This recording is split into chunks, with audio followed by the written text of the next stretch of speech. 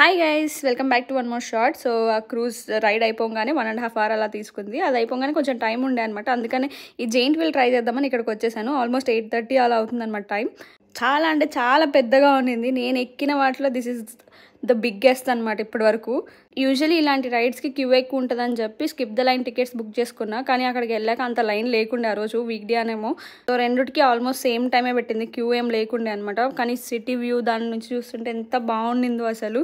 ఇలాంటి rides interest ఉన్న వాళ్ళకైతే మస్ట్ రికమెండ్. చాలా బాగుంటుంది వ్యూ, సిటీ వ్యూ. సో ఇంకా అది అయిపోగానే ఇంకా డిన్నర్ చేసేసి తర్వాత ఇంకా రూన్ బార్స్ అనేది ఇక్కడ చాలా ఫేమస్. చాలా రూన్ బార్స్ ఉంటాయి. సో వాటిని ఎక్స్ప్లోర్ చేద్దామని చెప్పి జింప్లా కర్ట్ అనుకుంటా, డిస్క్రిప్షన్లో పెడతాను దాని పేరు. దానికి వెళ్ళాం. ఇది one of the famous bars అక్కడ.